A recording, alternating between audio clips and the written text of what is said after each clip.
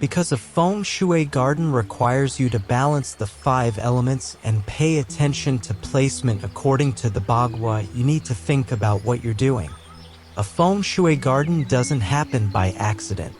In fact, in Feng Shui, your intention, your specific conscious goal for why you're doing what you're doing, is the most important component. You have to know why you're doing something for it to make sense in a Feng Shui garden. Fortunately, doing something because you like it qualifies.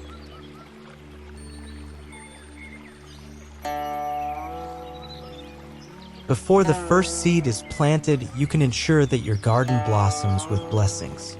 By having a specific plan and function for your garden, such as relaxation or entertainment, and picking the best location, you're already on the right track.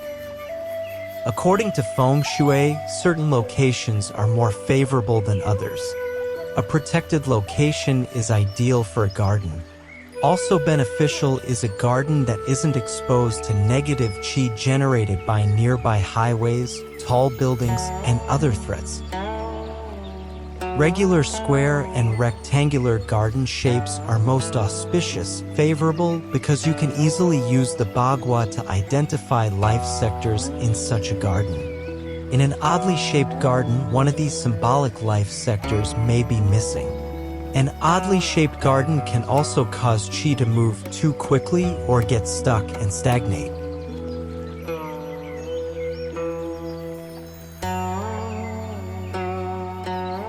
Many people opt for theme gardens, and if that's your thing, you can create a theme garden that still adheres to Feng Shui principles. You can choose a theme just because you like it or because your garden has certain limitations.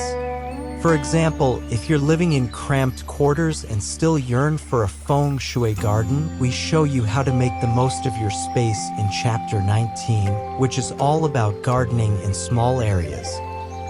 You can choose your theme based on a certain function you have in mind for your garden. For example, if you want your garden to be a place of rest and relaxation, the Zen garden or the Taoist garden may appeal to you.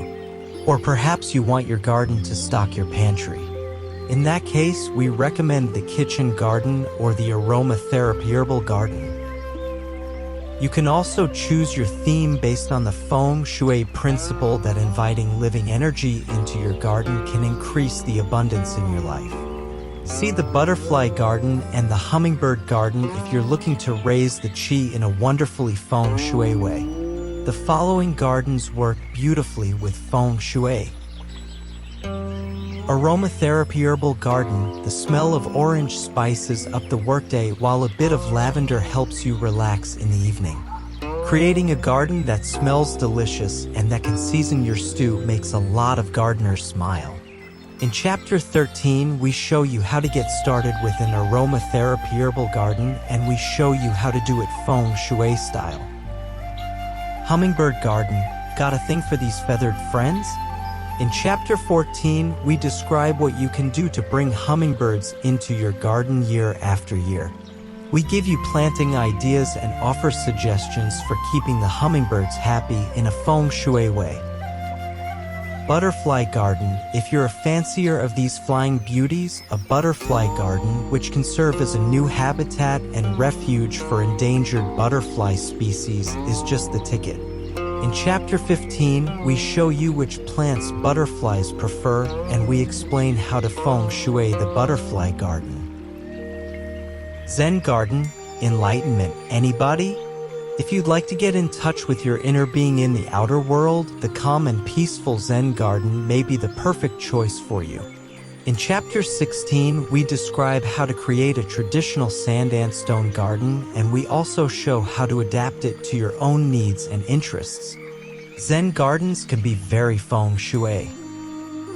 Taoist garden. Taoist philosophy says that nature is the greatest artist, and if you're inclined to agree, then a Taoist garden may be what you want.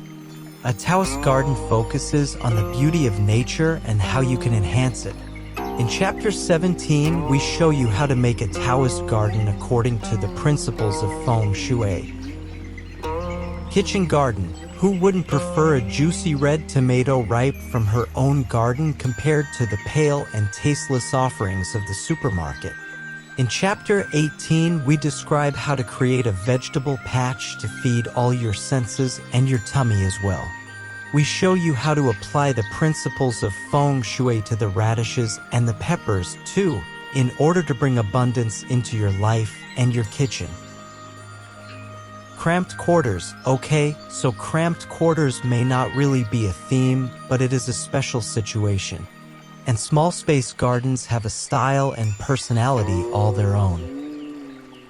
Many would-be gardeners think they can't do much to indulge their green thumbs because they live in small spaces, rental properties, or other areas where the land available for planting is limited. Well, that's simply not true. You can plant a garden in a pile of pots. It may not be a large garden, but it can be functional and beautiful nonetheless.